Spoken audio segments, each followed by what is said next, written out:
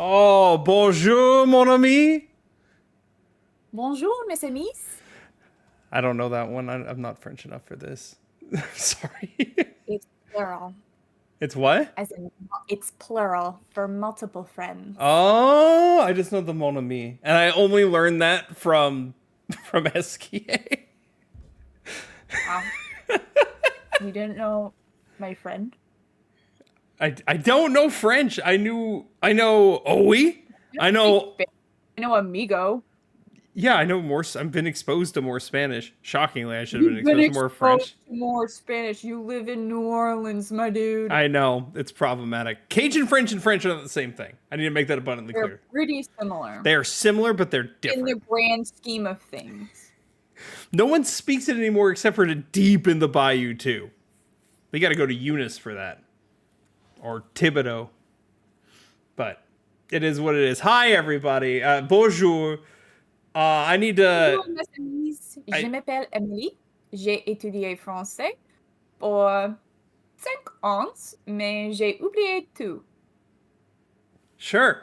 Uh, I want to preface this by saying one, this is probably going to be one of my favorite two-part reviews that we ever do. I'm so excited for this one. Two, the French and I, as you know, have had our differences. I said some things. The French have said a lot of things. But I think we can finally put our differences aside and, be friends again after The this. French and I have no differences. I love the French. That I've always loved explains the French. so much why Emily drives me insane. Je mange le pain. I know that one actually. That's bread. Le pain is bread, isn't it? Okay, see, I know. I'm learning a little It's bit. French because bread is French. Get it? Because the French only eat bread, and that's why they're so great, and that's why their country is so great. I should have went and bought that Have you had baguette. a croissant? Huh? Have you had a real croissant? Uh, Crepe? I've had a crepe. Mm, I buy Allison croissant multiple times a week very good. from the Vietnamese bakery, but it's And still a croissant. voilà, le Tour de Eiffel. J'habite à le Tour de Eiffel.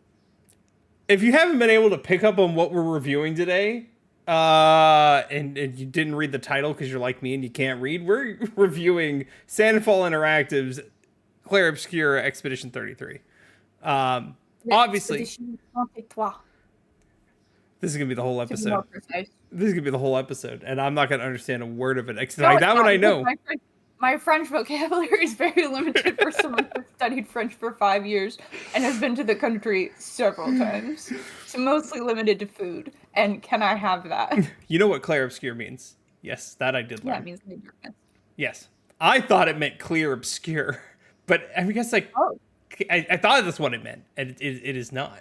But and then I also thought but first I thought it was somebody's name, like like Lemony Snicket's A Series of Unfortunate Events. you know what? I get that. I can see how you would get there. But it is Um, not. I wish I had your sunglasses. I ordered these off Amazon for like $8, so Yours feel like French, but also like the sunglasses the Three Blind Mice wear. they were very cheap, and they feel very cheap, but they look sick as hell, and I will probably be wearing these regularly. So, how are you, Em? Other than chowing on bread? I'm in hell. It's allergy season, everyone. So like, if I cough and sneeze and snot my way through this podcast, I'm really sorry. Je suis désolée. Because it's been terrible. I have my emergency tissue here at the ready I in case have I need it. my tissue box because allergy season. I have bad allergies, but they more affect my sinuses, so I'm always dying as well. I'm actually okay right now, shockingly. It's awful. I've resorted to using a neti pot, which is something I've never wanted to have to resort to using a day in my life. Did you use the trick I told you about? Oh, I haven't gotten that bad again. I mean, I probably should have done something today because it was pretty bad, but You should. that just seems very time consuming. It's really not. It lasts the boiling the water is the hardest part. It's the longest part. Other than Well, that, I didn't do the neti pot either, so because that also involved boiling water. So Yeah, the neti pot sucks. I'll never do a neti pot ever, ever, ever, ever, ever again. Nope. I didn't mind it actually. It like took me a minute to get the hang of it, but once I got the hang of it, it worked pretty well. Side note, I didn't tell you about this, Em. I think you told me God of War is on your backlog, right? Tia and our friend Karen massive fans of the series, and they actually made me start the like very very first God of War I won't. a few years back, and I didn't get very I actually think I maybe got like halfway, and then it just kind of fell to the wayside, and now if I start again, I'm gonna start with the 2018 one. I streamed the original one for like an hour, and then I got to a scene where they were just showing boobies, no problem, like it was nothing. Yeah, And that's not so war for you. I That's mythology. quickly turned it off. Like I'm trying not to get banned on Twitch. Luckily, I was not big enough for that to happen, and that VOD is long gone and no longer exists. So I cannot get. I just reported. realized I was looking at podcast. You could either think I'm French from the bread, or I could look like a hungover woman. It's a toss up. I think out of context, I look like a hungover woman who just came back from having like too many mimosas at brunch. You're the hungover woman who works at a fashion company and just want to take the edge off from all the stress. Yeah, but in context, I think you could think I looked French. Anywho, yeah, God of War 2018. I think you like puzzles enough. I do like puzzles. Yes, I love puzzles. There's quite a bit of puzzles. I would say. So I think you'll enjoy it. Nice. The combat's... It's never been a game I thought I wouldn't like or was avoiding. It's more so just a game I never got around to. It was never like on my radar. It was never one I was like, I'm gonna play this. But I bought it for like $5 a while ago, and I added to the backlog. I'm like, I guess I probably should play 2018's Game of the Year. And so I did. Do you know what my 2018 Game of the Year was? Was it Red Dead Redemption 2 like everybody else's? No. What came out in 2018? Woo. Bless you. Spider-Man 2 came out in 2018. Huh? It's Mass Effect Andromeda. Did Andromeda... No, Andromeda came out in 2017. I didn't say what was the Game of the Year. I said what was my 2018 Game of the Year, because that's the year I played it. Well... Spoiler alert. I didn't actually play it upon release. Mass Effect Andromeda, I pre-ordered for a friend of mine at a game store that I knew I'd get it a week early at because I knew the people there. I got it the week early, and the boss found out, but he didn't find out. He called me the day of, at 5 o'clock. He's like, "Oh, you got to come pick up your copy." I'm like, "Oh, I already picked it up." He's like, "Are you sure? Do you know who you picked it up from?" I'm like, "No, I don't remember, but I have it." And he was like trying to push me, like, "Did you get it early?" I'm like, "No, I got it today," when I had gotten a week prior. For somebody else. It wasn't even for me. It was for a friend of mine. Like, I just did it for her. A blessed friend. Huh? That's a blessed friend. She hated it. She really hated it. So. Well, boring. Cool. Cool. Let's talk some news, shall we? First and foremost. What? They canceled it. Kingdom Hearts 4? Yeah, they canceled it. By Kingdom Hearts 4, she meant Missing Link has been canceled. That's the first thing I have pulled up. It's over. No more Kingdom Hearts. There's no such thing as Kingdom Hearts anymore. Square Enix pretty much came out and said, "Hey, Missing Link's no longer happening. We're trying to go for a quality over quantity approach, which they should have been doing in the first place, which explains a lot."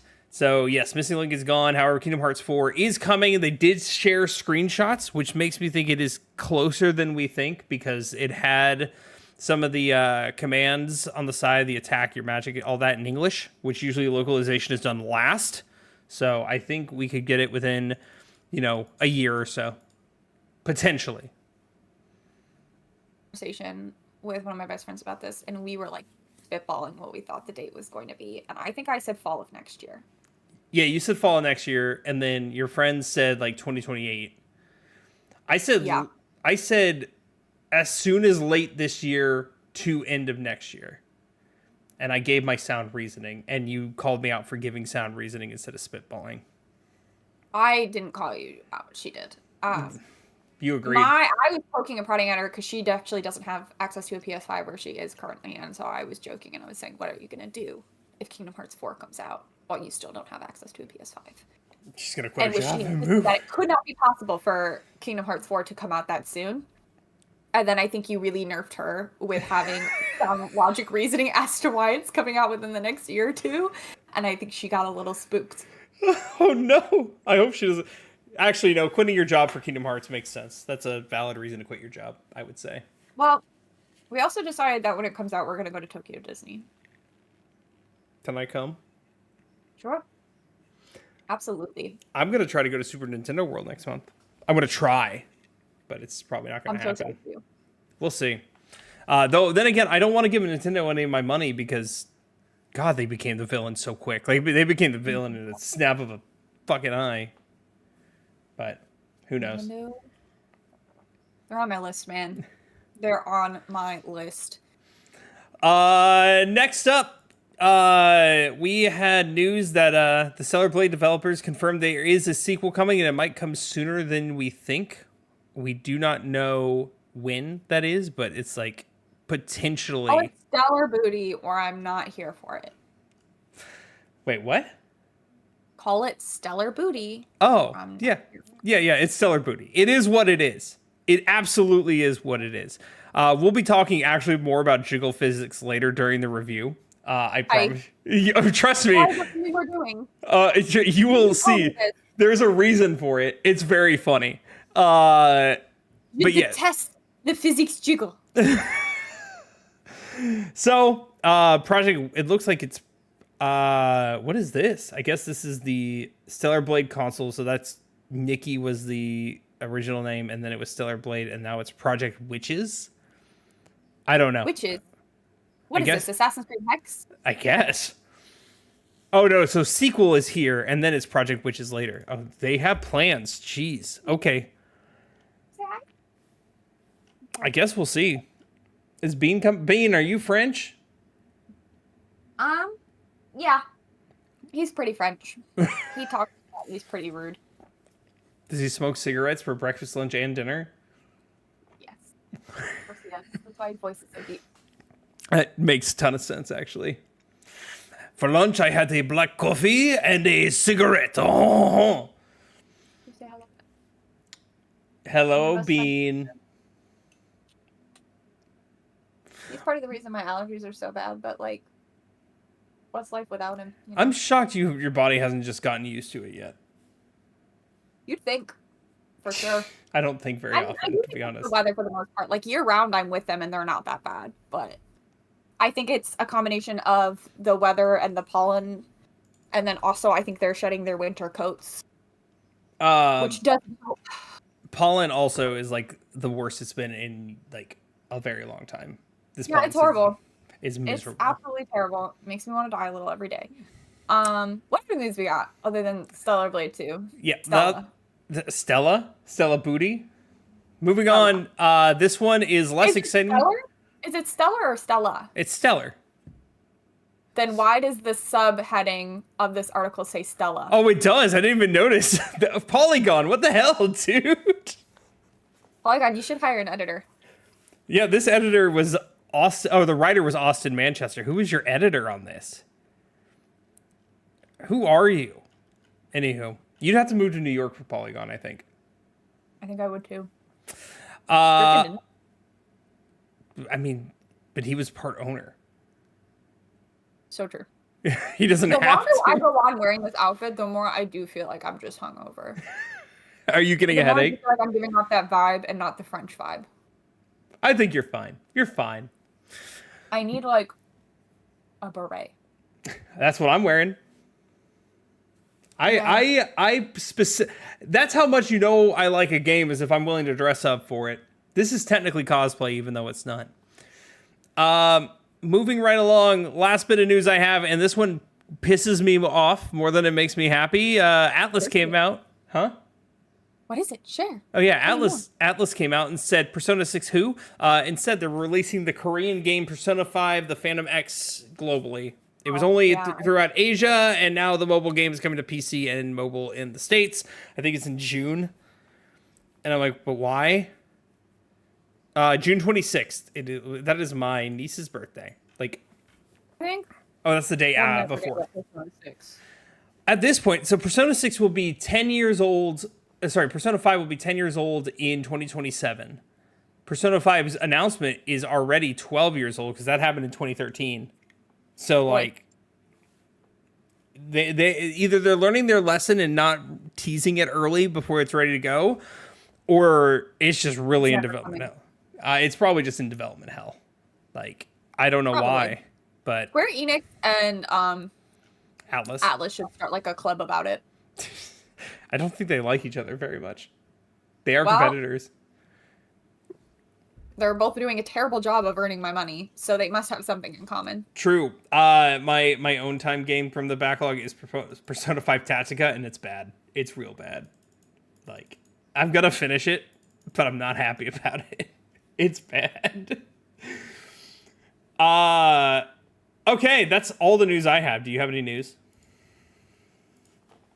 I don't think so. My only news that I had was the Kingdom Hearts thing being canceled and the screenshots for Kingdom Hearts 4, but we covered that already. I didn't show the screenshot. I want to pull up the screenshots. Oh, you can pull up the screenshot. Mickey, I think, is now confirmed as a playable character. Probably for knowing them, it's probably for just like a short section. They also confirmed that. Well, I think I assumed this already, and I think you assumed it already, and I do think we had a very intense conversation with somebody about it. Maybe this will bring this back. That Sora's look in these images is strictly because he's in a photorealistic world. He's supposed to be in Tokyo. Because he's in. It's a place called Quadratum, which is confirmed. Yes. Tokyo. Yeah, I think once he goes back to his real world, he won't look like this anymore. That's what they said. So that's confirmed, but like that was not. A lot of people were just saying like, oh, it's just more hyper-realistic graphics. Nobody. He's gonna go back to the goofy looking Sora we all know. He'll probably look more akin to like a Kingdom Hearts 3 Sora. Maybe a little different, but dude, his shoes are normal size. Look at these things. They're not obnoxious. I don't know that. Unrecognizable. He doesn't have enough belts. There's no zippers everywhere. He looked ridiculous. They also are bringing a character from Union Cross who I forget her name every time. But I already watched the videos on it, so I understand. But like a lot of people are going to be like, who the hell is this? So I hope you're ready for that.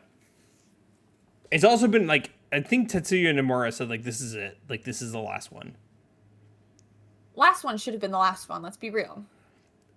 But they left it open-ended. Not killed off Sora in the end. It was the perfect ending.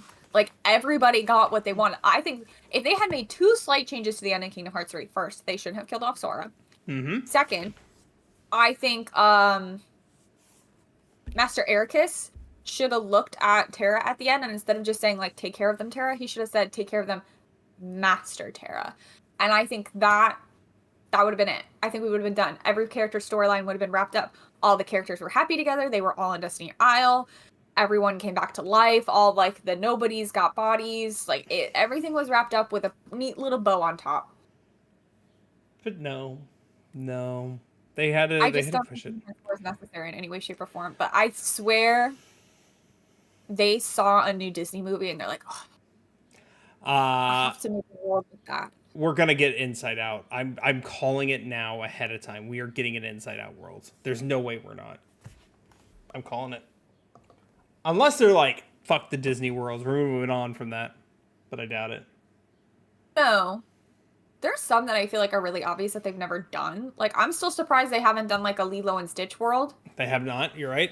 On the beach, you have like aliens and stuff. Oh no, they did. Oh yeah, they did. No, they did in Birth by Sleep. Birth by Sleep, yeah, they did. I almost said Hunchback of Notre Dame, but they did that in Dream Drop Distance. Notre Dame, you're not French. I'm so sorry. I'm not French. So sorry. French episode. We're doing a French episode, and on the French episode, dressed as a French person, you called it Notre Dame. Oh, oui. That is Notre Dame. You stupid fuck. What else haven't they done? And that was being French for calling you out for how terrible your French was. was. I know. I can't blame you. You're still a piece of shit, but I can't blame you in this case. Unbelievable. She did not burn down and get rebuilt just for you to call her the Notre Dame. I forgot that happened in my lifetime. God, 2016. I know. I completely forgot about it. And Ubisoft It is. reopened in December. It just reopened in December. And Ubisoft was like, well, here's Unity for free. It's like, thanks, Ubisoft, for the worst Assassin's Creed game that ever existed. To be fair, it's because of that Assassin's Creed, like, they used that game to help, like, with the rebuilding. Oh, I know. Well, So, no, that game came out. no. That game came out first. Yeah, I'm saying don't go slamming on it because the game existed. They were able to get a lot of the details right. So we don't talk shit about Unity. It helped the Notre Dame. The graphics were fine. The gameplay is shit. The story is shit, and I will stand by I heard that. the parkour is incredible, though. I've heard it has the best parkour of the series. I thought that was Syndicate. I've heard that was I heard Syndicate. it was Unity that has the best parkour of the series. I think Syndicate used Unity's parkour system. Oh, well. I don't know. I got like 3 hours. No, I got like 10 hours through it. And I'm like, this is not it. I'm done with this forever. I will never touch this again. I'll probably try it again now that I'm older and more mature. Kind of. Wink, wink. Bless you. Ubisoft is another French company. I told you this was going to happen. I warned you all. Yes, Ubisoft is French. And you know what? They're still making me nice stuff. I still like Ubisoft, even though they're kind of shitty now. Oh, I do have one more piece of news. Oh, God, I forgot shitty companies. Oh, my God, Gearbox. Gearbox. The CEO of Gearbox. People calling him out being like, yo, why is Borderlands 4 $80? Oh, I just see this, actually. And he's like, one, he said, it's not my decision. Sure, it could be the publisher's decision, but chill. Two, he said, the real fans will pony up and grab it. And He like, said they'll find a way to make it happen, something like that. It's like, Which, dude, why are you so at it? And he also brought up, like, when I bought this game back in the 1980s/90s, it was $80. Like, that's not, yeah, because no one knew the market then. The market was new. The gaming industry just came back. It's like, no, we're in a modern era where you push way more units. But, and also, it's going to go through microtransaction hell. So, For sure. And people are going to buy it, which is unfortunate. I barely liked Borderlands 3. I'm holding off on Borderlands 4 until it's on super sale for like $10. So, that's it. Really good call. Gearbox. I have a friend who worked on Borderlands 3. I don't know if she's still at Gearbox. But if she Just is, like your uncle on Nintendo? yeah, my Uncle Jim Tindo. Yeah, Sorry. that's his name is Jim Tindo.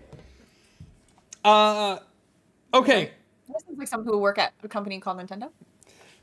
so it's time for the meat and potatoes. It's the time for the part that I am so excited for, and that's to talk about. Hold on, I gotta spell his name right. I need to make this abundantly clear first. One, this is a review of Expedition 33. Expedition 33. 3. So, Fronte? 33. Okay. And I need to make this abundantly clear too. Emily's only finished just Act 1. She's in Act 2. So true, besties. So there will be no spoilers in this episode, as much as it pains me.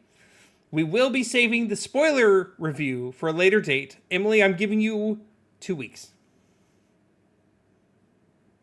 Okay. That's not very gracious of you, considering I think I gave you like a month for Shadow. You gave me 2. I gave you 2 more weeks as well. And this game's much shorter than Shadows. I'll beat it.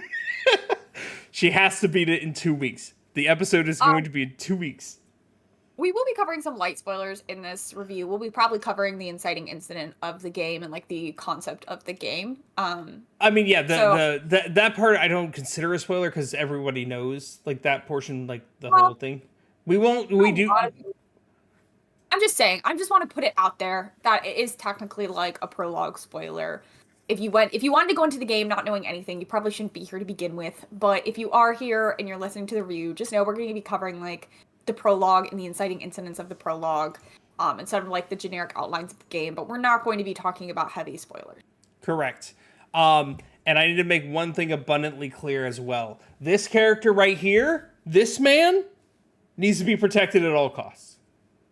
I don't see any. Oh, Eski. He needs to be protected at all costs. I do love Eski. Esquier, he's wonderful, and his nemesis Francois. Who has this rock? And his rocks. We won't talk any major plot point spoilers. We will not talk about the end of Act 1 as much as Emily is in pain from it.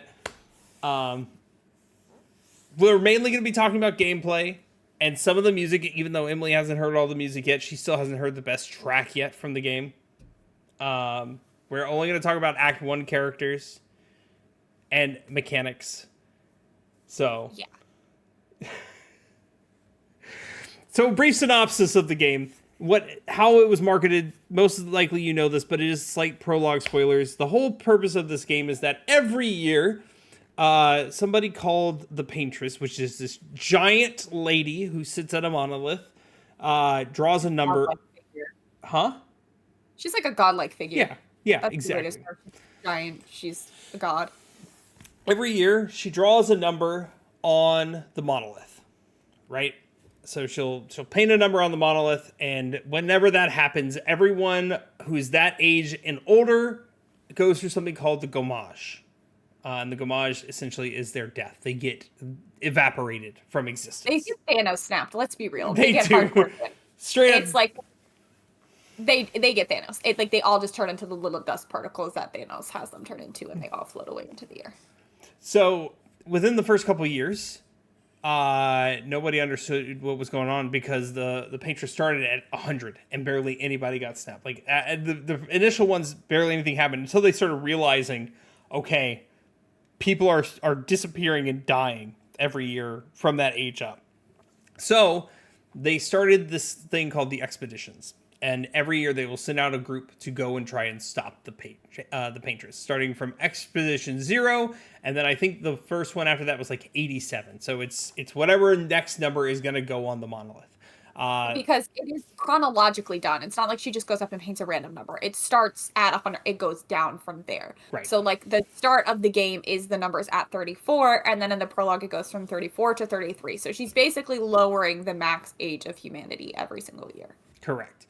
So she wrote down 33, and we see a whole bunch of people get gommaged, and then you get really sad just at the prologue. The prologue alone. Boy Gustav, our protagonist. There's a couple protagonists that we meet at the beginning. Huh? The best protagonist.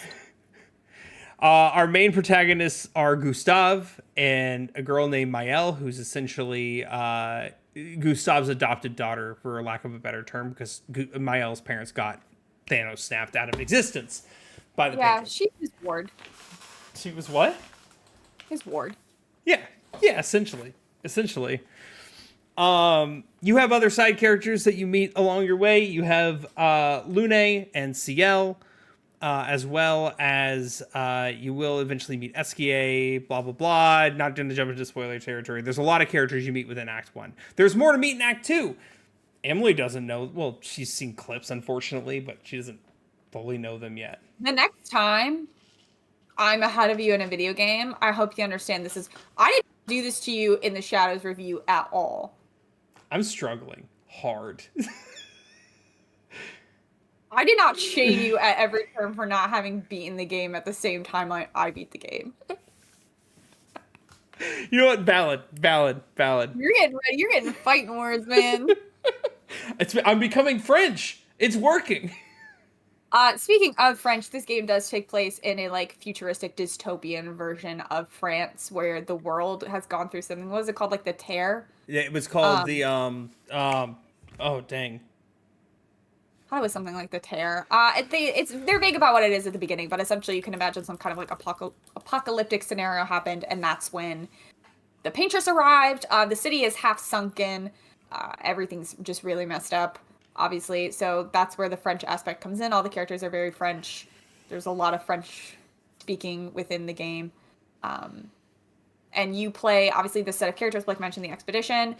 The main character that you start off playing, Gustav, he's 32. So if you're keeping track, we're at 33 now. So this is, most of the people go on the expedition the year before their death. It's kind of like either you live your last year and then accept you're going to die, or you try to do something meaningful with your last year on Earth and try to go and stop the Gomage from happening by killing the paintress. So Gustav and most of the people on this party are 32 years old. They have the most to lose from failing, except for Mael, who is, I believe, 19? 16. 19? 16. 16? She's 16, but she's going because she doesn't have anyone really left, and she wants to stop it, and she's like, I want to continue to live on in this world. People are just dying in the future. I think that's enough story talk. Because everything else goes into spoiler territory. Yeah, the prologue of the game is setting up the Gomage. You do see the Gomage going from 34 to 33, and then the game starts with the expedition sailing out. Expedition 33 eventually leaving and heading toward the Patriots. Obviously, shit goes not as planned, and we're not going to really tell you more than that, but it gets spicy. It is a dark fantasy game. It's very dystopian. It's very existentialism. It's not light. I will straight up say that. It is not a... Huh? Yeah, I made a joke. Get it? I didn't hear you. Not light, except the title. Damn it. Get it? Only half of it's light. Anywho. I'll be here all day. Actually, no, I'll be here for the next 30 minutes. And then she's bouncing and never talking to me again.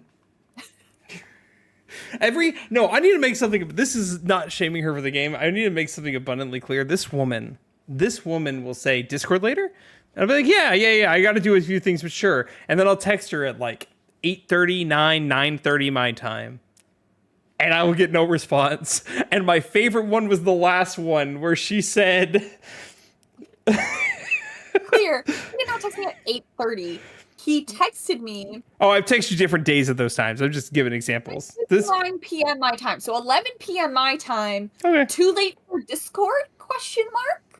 And I was obviously asleep. So I woke up the next day and responded, narrator voice. It was, in fact, too late for Discord. Emily was a big fat baby and fell asleep. He was like, we can hang out in Discord after. I need to stop agreeing to hang out with you in Discord after your streams because you don't end stream till 10:30. And then usually you're like, I need to go get a snack, or like, I need to say hi to which all is so valid. But I should know that by 11 o'clock, when you are probably ready to get on Discord, I am not ready to like hang out anymore.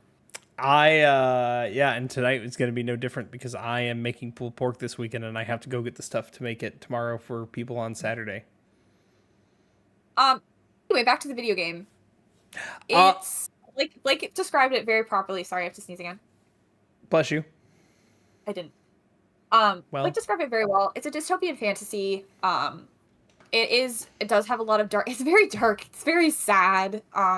There's not a lot of joy to be. I mean, okay, SKA is where all the joy in this game is to be found. Correct. But the story is very powerful. It's very moving. I have, a couple personal beefs with the story, but that's just, it's not a bad, those parts I have beefs with are not bad.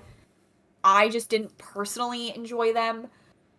But I still cried my eyes out in the first 30 minutes of the game, which is always incredibly impressive. I think Blake said he cried his eyes out in the first 30 minutes of the game. I've cried multiple times during this game. So anytime a story can capture you that heavily in the first 30 minutes, which I think is typically the weakest part of any story, because you have to get the either the reader or the player or whatever kind of story it is invested in the characters.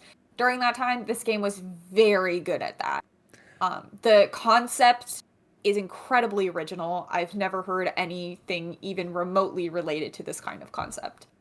Yeah. And I'm someone who doesn't really enjoy dystopian anymore because all the concepts feel very similar. This was very unique. It's very different. I would say if you really like story games, this one's going to be for you. Just going in knowing, though, that it's going to be a sad and heavy, dark game. It is not going to be light and fun. But if you enjoy single-player, story-heavy games, this one is for you, for sure. I will also state this about the story. Like your trigger warning is once again existential. If you struggle with existentialism, and there is a trigger warning of suicidal thoughts at one point, yada yada yada. There is a lot of sad moments. There's a lot of things that may trigger you. So if you don't do well with sad, this is one probably to avoid. I'll say now that we're kind of jumping into the mechanics territory. If turn-based combat is a deal breaker for you, this is not the game for you. And Blake and I were talking about this the other day, and he was saying, well, they should try it. Quite frankly, it's a pretty intense form of turn-based combat, and it's a pretty unforgiving turn-based combat. I really enjoy it, and we'll get more into it later. But I've seen about 50 memes on the internet relating to the same thing, which is how unforgiving the timing of a lot of the turn-based combat can be. And it is pretty relentless in the combat area. It's not like, I was also telling like this, it's not like a Persona game where only a part of the game is the combat and the rest is like doing slice of life and hanging out with your friends, and a very large portion of this game is combat. And I don't think that's bad. I'm just saying, if you are not a turn-based combat person, you're like, well, I can chuck through that for the great story, I would say just go watch the cutscenes instead. Which I don't think is the same experience, but I wouldn't tell you to pay $50, $60. I don't remember, something in that. 50, which bonus, 50. Not 80 or 90 or even 70. It's 50, which is another big perk. But I would not tell you to spend $50. Wait for it to go on sale. Borrow it from a friend. Watch the cut. I would not tell you to pay $50 if you are not into turn-based combat, because this is a very intense and very strict version of turn-based combat. I will make one exception to that rule, though. If you are into Souls-likes, if you are into Sekiro, Dark Souls, Bloodborne, etc., then this might be for you, because a lot of my friends who are not into turn-based, who are into those, enjoy it for that aspect, because we'll talk more about it when we talk fully about combat, but that is your, like, okay, if you're into those Souls-like type games, this is exactly what you want from a turn-based. It is designed for you, with you in mind. So let's start with this then before we jump in. The thing you need to know about this game is it is a love letter to a lot of the games the original developer, who is an ex Ubisoft employee who got bored and didn't want to wait for Ubisoft to approve his idea, so he quit to do this. Huh? He's like, I hate it here, which I don't like, blame good for him. him. I don't blame him. I don't blame him either. I don't blame anybody who works for a mega game developer these days for leaving and making their own thing. And obviously he did a fantastic job at it. I wouldn't call this an indie game. I think it's what you call it, a AA, like instead of AAA or whatever. I only call it indie because they didn't have a lot of funding, and it was only 33 people. I mean, I think AA is fair. I think it's definitely not AAA. I think AA is fair. I think, yeah, we'll call it but like, I'm always a big believer that we need more of AA games. We have a lot of, but like, I think AA games are the weakest. We have the lowest amount of them right now, and I think we really need to push those, because coming out with AA games that require less spending, require fewer devs, require less time, and then also cost less money for people to get invested in is really, it's like the middle class, right, of video gaming. Like, we need to bring back the middle class because we cannot afford to keep sponsoring and waiting for 15-year games in development for 15 years that end up coming out and costing $90. Square Enix. I think these developers are getting a little too big for their britches. So I think we really needed this revival of the AA game, and I'm just very excited to see this development team taking it on. They did a fantastic job with this game, I think. And I hope they continue on. And I think I hope this inspires more people. And I also hope it inspires those AAA devs to kind of, even with the Kingdom Hearts situation we were talking about, where they are canceling Missing Link, I think, even that could have been part. I don't want to credit it to, Expedition 33, but I think a part of that was even seeing the positive response to a AA title is, we don't want all these games. We just want good games. We don't need mobile. We don't need mobile. I'm sorry, we don't. Candy Crush exists. Go play it. I don't know what to tell you. Back on track. The developer made this game. It is a love letter to a bunch of his favorite games. He said this is a love letter to his first love, which was Final Fantasy. which it's very obvious. But there are so many influences here. There's Final Fantasy influence. There's Persona influence. There is Dark Souls and Souls-like influence. There's pretty much a little bit of everything I in this feel game. this could be in other games as well. It wasn't in Persona, as far as I remember. But for me personally, and again, I don't think this is specifically where he got it from, but it's where I think of the like timed, if you hit this timing properly, you can dodge or lessen your damage and or inflict more damage. Always makes me think of Paper Mario. Yeah, it is also inspired by Paper Mario. That's how I like first explained it. Yeah. The I will say the dodge and the parry is more similar to Dark Souls than Paper Mario, but Paper Mario did it in turn-based first. No, Paper Mario's system, you're right, it doesn't have a dodge or parry. It's more so like if you hit A at the right time, you'll take one less damage than you would have. But like, for example, for people who haven't played this, Paper Mario has a system where right before you jump on an enemy, you press A and then you do more damage. And this is a very similar system where you can hit the right button at the right time, do quick time events, and you do more damage, and or when an enemy comes at you, you can try to dodge or parry. But those, the timing for those, if you're not good at turn-based games, can be rough.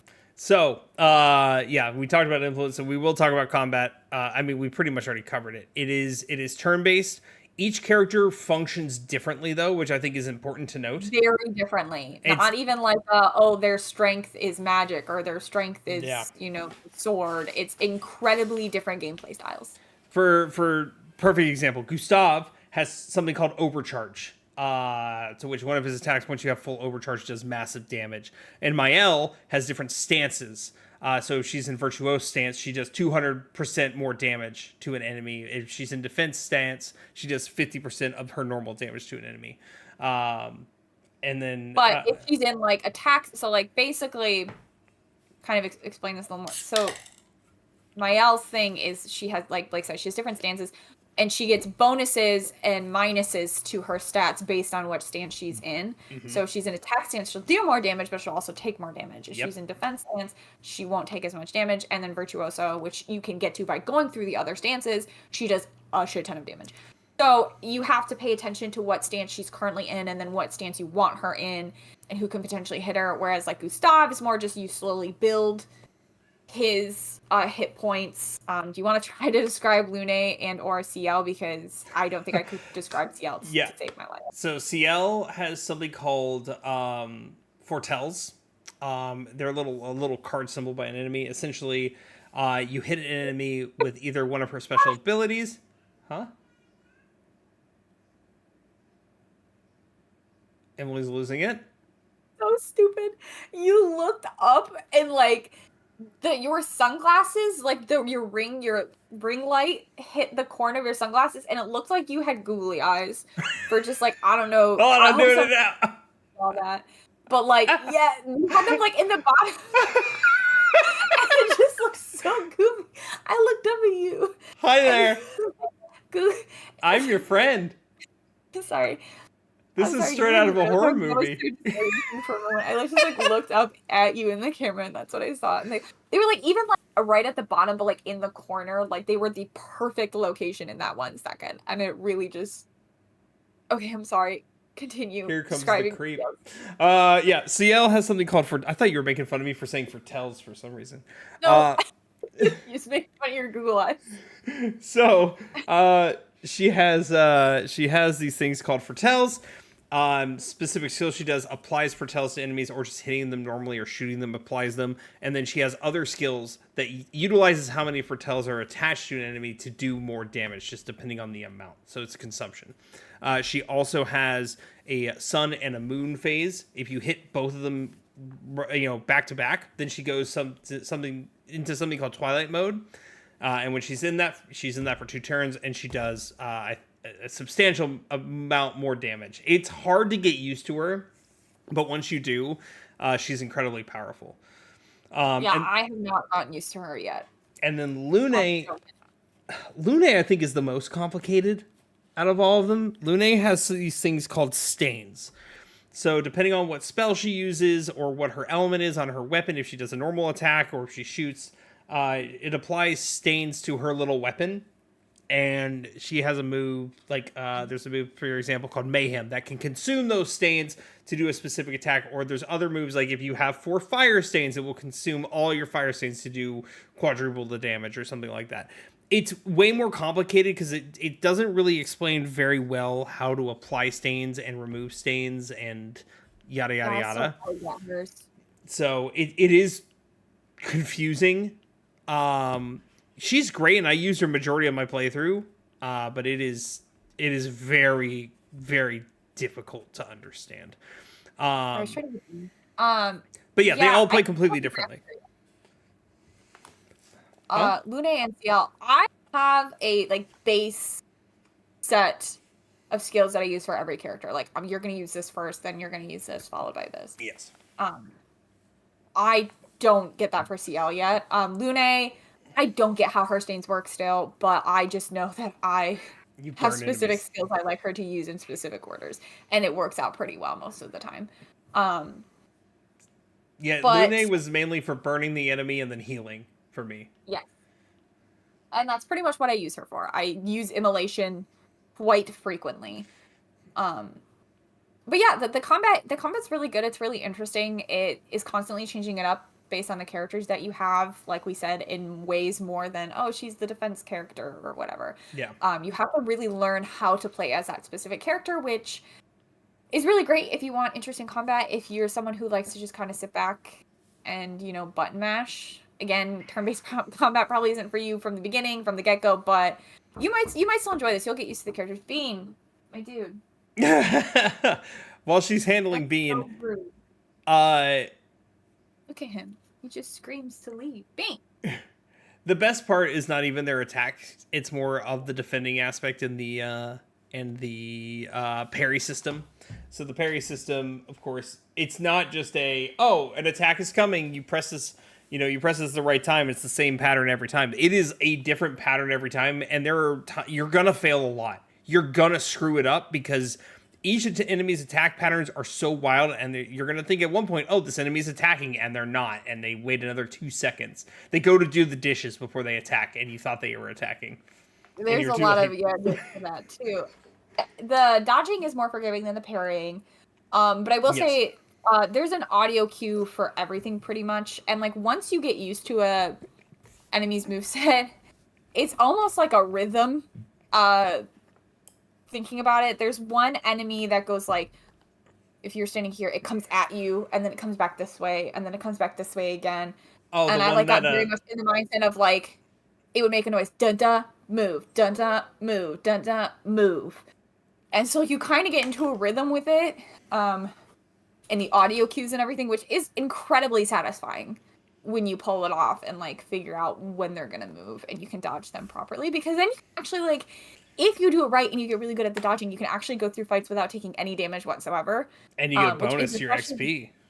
Yeah, which is especially good because there's a lot of like overlevel enemies that you'll meet that are more powerful than you that you are going to have to like slowly chip away at. And this is where I think Blake said like the Sekiro and like the Dark Souls, was it Dark Souls you said, kind of come in of like you have to do the same thing, or you just have to be very committed to being able to kill high level things, which I'm not. So I would just leave and go do something else. But I know people who are like, I stayed there for 5 hours to kill that man. Because here's the best part of this game. You can defeat any enemy at any level, with the exception of the super boss, I would say. As long as you learn the timings, you can brute force. Huh? And you have the patience. And you have to have patience.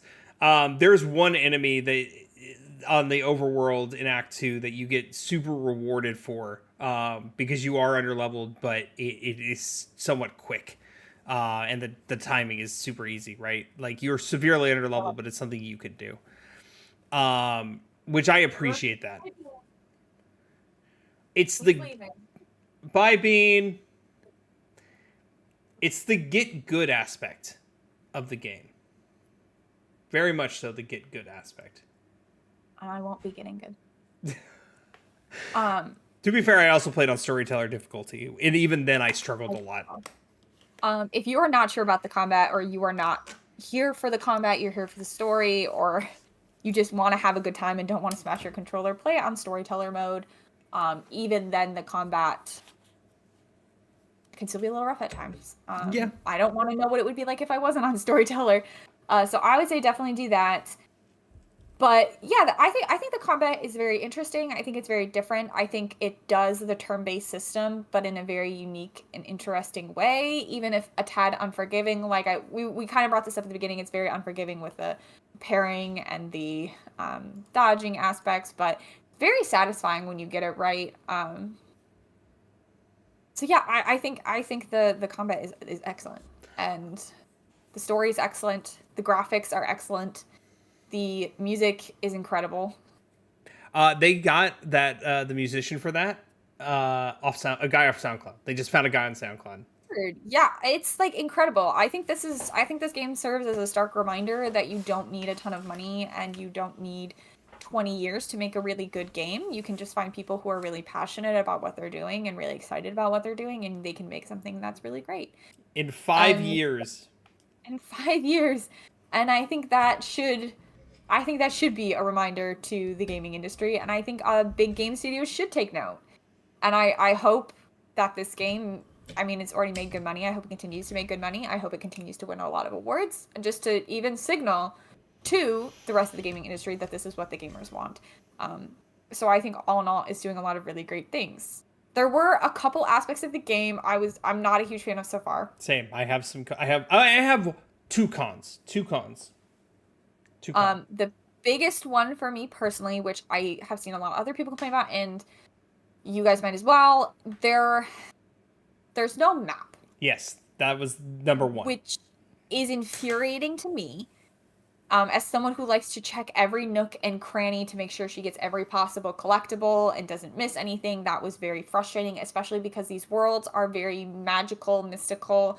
They're not clear-cut worlds. There's a lot of like divots and side paths. Fall down a giant hole. And also they are a lot of colors. It's very overstimulating to look at sometimes. It's very overstimulating to go through. It's especially frustrating if you kill the enemies in an area and you spend a lot of time doing that, and then you have to backtrack because you missed something or you took a wrong turn and those enemies have respawned. That's particularly frustrating, and just the fact that there's no map at any point. I've seen a lot of people praise it, say like, oh, but you're supposed to be on an expedition. And I get that to a certain extent, but also they've already said the main character, Gustav, has been making a journal of everything he sees and does, so there's no reason to say he couldn't have been drawing a map. Not even also just kind of... Oh, go ahead. It's also just kind of one of those things where it's like, yeah, maybe it's not quite as immersive, but it makes my life a lot better and it makes me enjoy the game more, so maybe, like... I mean, it's like saying... oh, but we're not going to show you how much HP your character has because you wouldn't see that in real life. Like, yeah, I get it, but like at the same time, that's critical info I need. Right. I think they could have done it in a way where it was like there's a mini map, but it's all clouded, and as you go through it and see things, then it uncovers. There was ways they could have done it. So I wish there was a map of some sort, even an overworld map. There is an overworld map, but I wish it was on the screen because I would get so disoriented trying to be able to find where I was going, especially in the later acts. There is an overworld map, but I should note you can't look at it anytime you want. Yeah, and you can't put markers on it, and it's not on your the side of your screen. You have to open it up constantly. You can't put markers on it. You can't interact with it whenever you want. There's only set areas you can interact with. Like if you're going between the main areas, you can look at the map. But if you're in a main area, you cannot look at the map. You can't really interact with it. And I will say, for someone who is very visually impaired, you cannot zoom in on it, really. There is a 0.2 zoom, and that's as good as it gets. It is a very zoomed out view of the zoom. I will say this, you'll like this once you open more of the map up, the zoom gets better and you can zoom very far in. It does improve. I probably would. Right now I'm at a point where I can't. So I would say for me the weakest point of this game so far is the exploration. There's not much. I don't know, maybe this is a mental thing because there is stuff to find, but they all look the same. Like everything that you can find or collect they all look like these little white orbs essentially. And So it's not very exciting. A lot of times I do a lot of exploring, and I spend a lot of time exploring and fighting enemies to continue exploring, and then I just get little orbs, and it's not super thrilling. It's like finding a secret chest or something like that. And that's just like a mental game. Um, there another complaint the side quest stuff, like I found side quests. There's not really many. There's not many, but also on top of there not being many, there's no way to track them. Like I got to the oh, what are they called? The Stonewall village. Cliff. The The Jestro Village. Gestural Village. And there were two side quests I had to do, and one was very blatantly right in front of me. Actually, one of them I did accidentally, and then the other, he was like, "Oh yeah, I need this item to do this thing." And I was like, "Okay, I'll get the item for you." And he's like, "It's probably like in a cave with a lake somewhere." And I was like, "I'll find it." And I spent like 45 minutes trying to find that dang thing, and I never did. And I couldn't go up and ask him about it again. And there's no like menu to look at all your quests. There's no like, here's your list of side quests. Here's what this character said to you last. This is what you're looking for. There's no reminder of that. There's no hint as to where it might be. And again, you can't look at a map because there is no map. And so I spent an hour about trying to figure that one out. And then I said, sorry, I guess I'm just not going to do that because I have no idea where this thing is. I have two more complaints. One, and it's not the system itself. I think the system works very well. The Picto system works. I just think they did a bad job explaining it initially. Oh man. Yeah. Essentially, you find these things called Pictos, which are like buffs or nerfs, depending, that could buff other things. And if you use it with a character through 4 battles and win those 4 battles, then anybody can just learn it at any time, assuming you have enough points to learn it with other things. Huh? I didn't know that. See, yeah, they did a bad job. When I learned that, everything changed, and I was able to beef up my combat. So yeah, once you apply those Pictos, and you've won 4 battles, it'll say, this is learned, Lumina learned. And you go to your Luminas on the character screen, and you choose which ones they have. And you upgrade the amount of, what is it called? Lumina points each character has with the curator at camp. That fantasy game should stop trying to make new names for things that already exist. I know it's not as immersive, and I know maybe they have their own little special, unique twist to it. I think you should still call it what it is. There is a purpose why they're called that, and it will make more sense as you continue. I'm sure there's a purpose. I mean, there's probably a story purpose, right? Like, I think there's a story purpose for a lot of times they do those things. I think sometimes it's a little unnecessarily confusing. If they had just called them like buffs or something like that, I think people would get them a lot. I think it's hard when you're starting a game and you're getting a lot of things thrown at you at once, and you're getting a lot of unique names thrown at you at once. I think sometimes it would be easier for people to digest a game. But like you said, people will get used to it. There's a reason for it. It will come around. But one other praise thing, the immense amount of costumes you can just find, including a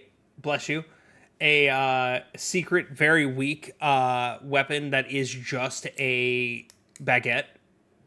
This is what I get. I brought the bread. The bread's here because it's French. I don't actually just keep bread in my room for people who are like watching. She definitely does.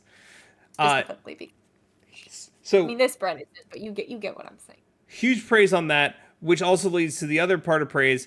All the, like, once again, this goes back to influences. There's like a lot of side levels that they're not important to the story. You don't have to do them, but there's like there are subtle nods to things that happen in the gaming industry. I think I texted Emily about this. There is a little side area. You don't have to do it. You don't get anything cool from it but costumes, but it's an only up level. And that hit game from 2 years ago where you are just climbing straight up.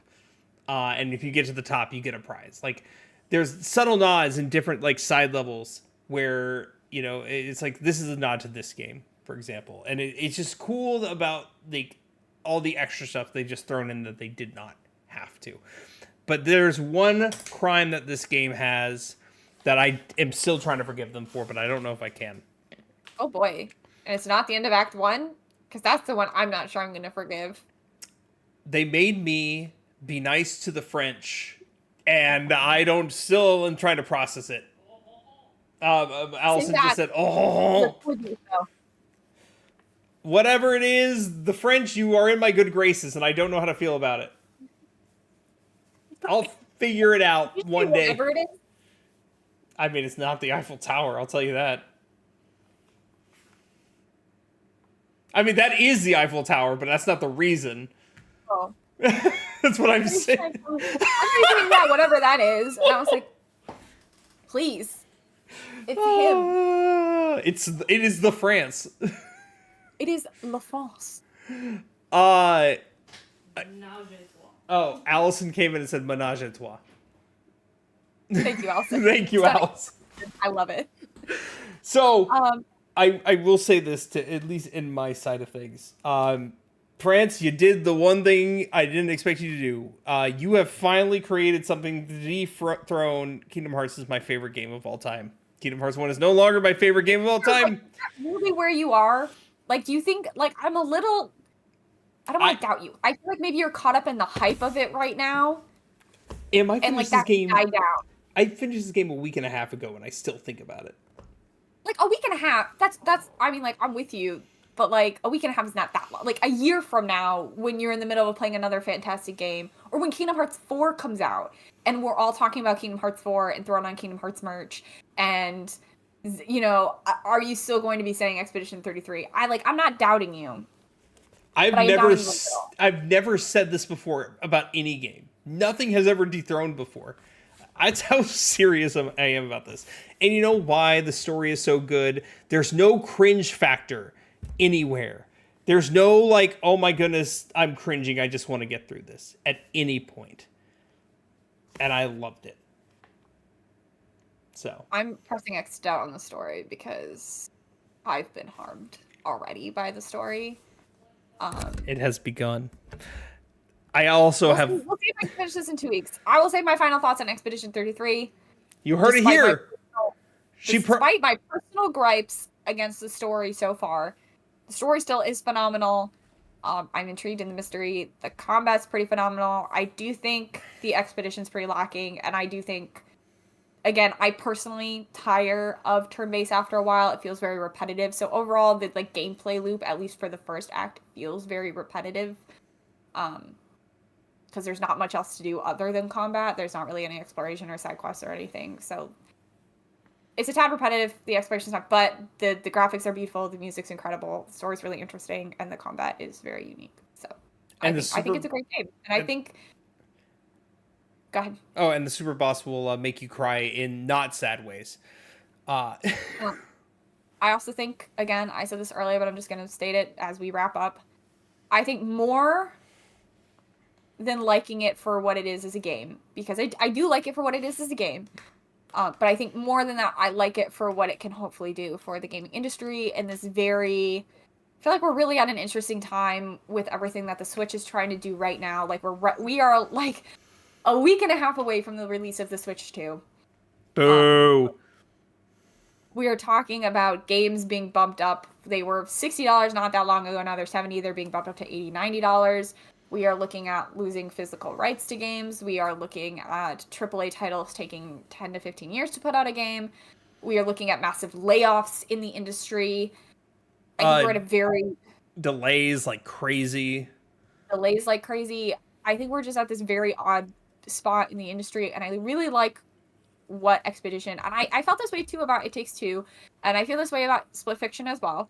About, like, these smaller games, these AA games coming out and not costing as much money, and still just getting stunning reviews and making the money back, because it's not about how much money you have or how much time it takes. It's about the quality of the game and not the quantity. And I just really hope that I really like what it could do for the industry, and I hope other game studios take note. They won't, because they can't learn, right? But you know, I really hope Sandfall. Nintendo. I really hope Sandfall. Everyone thinks that this is now going to be a Claire Obscure like series, and there's going to be more things. And there's a lot of signs pointing to sequels or prequels and things like that. And I really hope it continues to go that way. I expect great things from Sandfall. Also, Sandfall released the game with one DLC, which is just cosmetic, and I absolutely was like, "This game is so good. It's cosmetic, and I'll take it. Whatever." I paid the $5, and I was like, "Yeah, worth it. I will give money to a small company who is doing the right thing." For sure. That's base DLC buying, baby. We will be talking about the story in 2 a later weeks. episode. 2 weeks, Probably. Might be 3 weeks. Fine. 3 weeks max.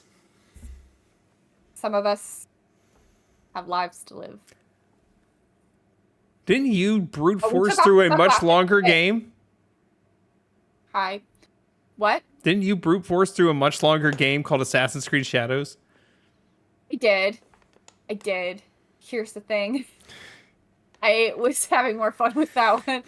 I'm gonna get through it. I can't describe to you again, listeners, I'm not gonna throw spoilers at you right now. I'm just gonna say, because Blake's been kind of talking at me about it this whole time. Yep. There's a twist at the end of Act 1 that I really, really, really did not like.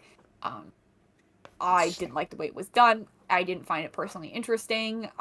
It caused a lot of frustration with the game for me, and so there's a really big block to continuing the game, but I'm gonna get through it, and I'm gonna beat it because this game is just too hyped and too talked about, and I'm not gonna get to Game of the Year talks at the end of 2025 and not be able to talk about the end of Expedition 33 when I say whether or not I think it should be Game of the Year. It is worth it.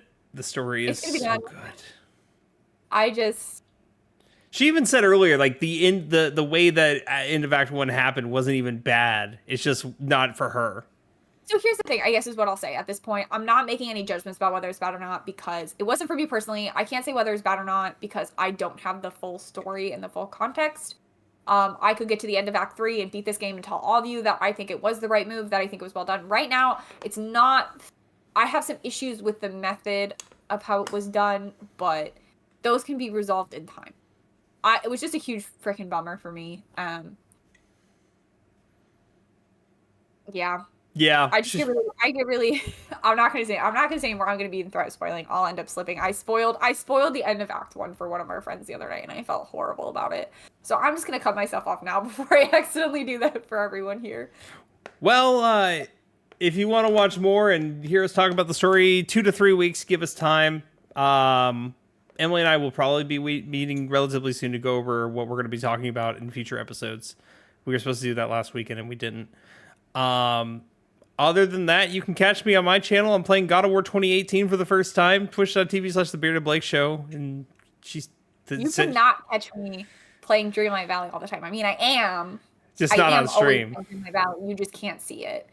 But I'm doing it, so it's happening for sure.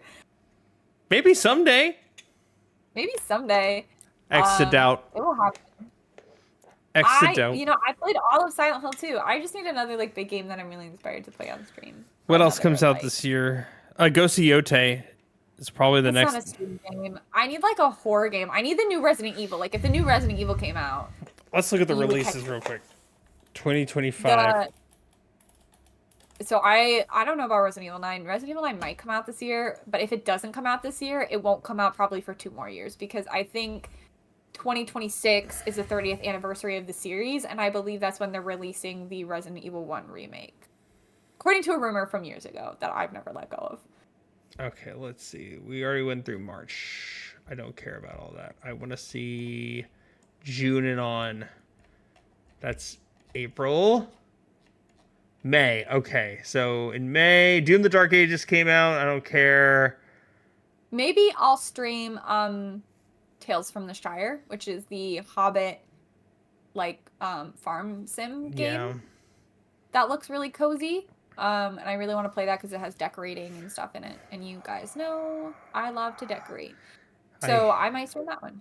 This one I hate. This right here is Bravely Default HD Remaster is the main reason I was like, yes, I need to Switch 2 so I don't have to play this on a 3DS. And Nintendo, you killed me because it is one of my favorite RPGs on the 3DS. I actually do know probably the next game I will be streaming unless something else comes up before then. Blake, in his kindness, is coming to visit in July, and he will be bringing me a new flood of games, among which is Link's Awakening, a Zelda game I've never touched before. So I'll be playing and streaming that one. You should stream BioShock 1. Oh, I could stream that too. Blake's bringing that to me as well. So I'll probably stream some of those. Maybe I'll stream some indie horror games soon. Stuff. I just admittedly sometimes really don't want to get up and get ready and sit in front of a camera. Most days she doesn't. I can't believe. Oh, most days I don't feel like doing that. I thought you were saying most days I don't get up and get dressed. And I was like, it was so mean.